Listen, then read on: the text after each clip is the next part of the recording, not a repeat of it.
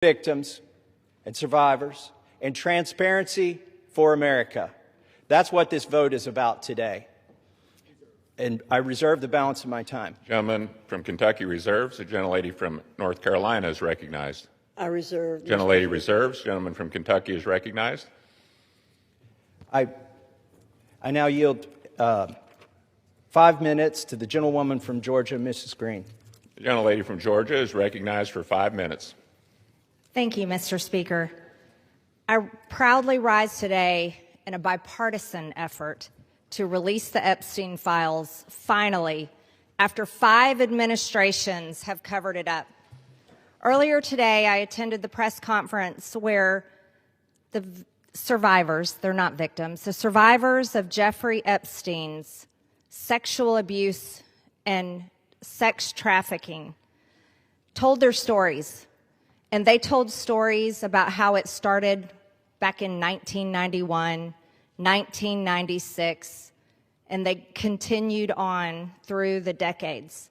And they told stories about how they told someone and tried to get help. They told the FBI, and they weren't listened to.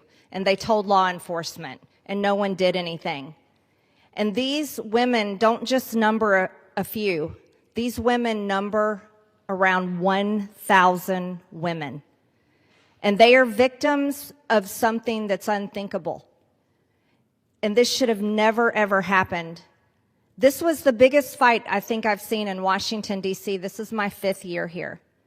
And this was a fight that we should have never had to wage. It should have been the easiest thing for every single member of Congress. It should have been the easiest thing for the Speaker of the House. It should have been the easiest thing for the President of the United States to release all the information, every single file, on behalf of these American women.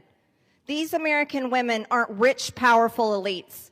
They do not have someone paying for their airline tickets or paying for their trips or paying for their expenses every time they try to do something to get this information out. These are your average Americans. And you want to know what the Epstein Files represent, the cover-up represents to average Americans? It represents the failures of the federal government and Congress to the American people. And that is what people rose up about in 2024.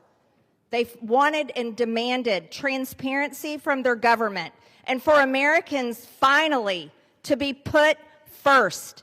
And today, with this vote, we are finally putting these victims and these survivors of Jeffrey Epstein and the cabal of rich, powerful elites that expands not just here in the United States of America, but to other countries as well. We're putting them last.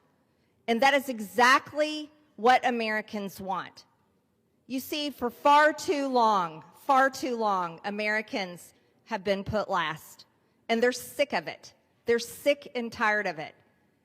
And this is why they don't trust Congress. This is why they don't trust the government.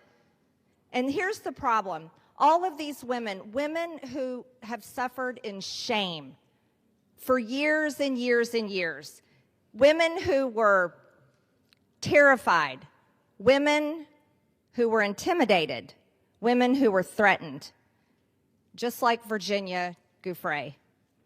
And now she's dead. And these women should have never faced that, for this information to come out.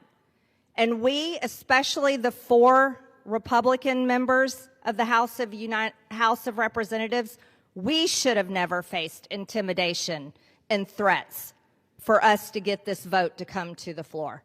Never forget, there were 4. Thomas Massie, myself, Nancy Mace, and Lauren Boebert. We had to sign a discharge petition, and we had to fight through intimidation, and we had to endure it for months to push that discharge petition finally to 218 to get this vote to come out. This is what the American people are sick of, and rightfully so. Now, where does this go from here?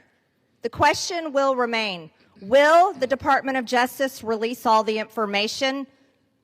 Will a judge in New York release the information? Will the CIA release the information? And will foreign governments release their information? Or will this continue after this vote today be a cover-up? A cover-up of the rich, powerful elites that bond together in sex and human trafficking abuse and all types of global business that enriches them but never serves Americans. The American people will know, and the victims, actually the survivors of Jeffrey Epstein, will know because they know the list of names. And I remain dedicated to my promise to read those names here on the House floor if those women ever find them in a place that it needs to be done. I yield back to Mr. Gentlelady Massey. from Georgia yields back. Gentleman from Kentucky reserves. Gentlelady from North Carolina is recognized.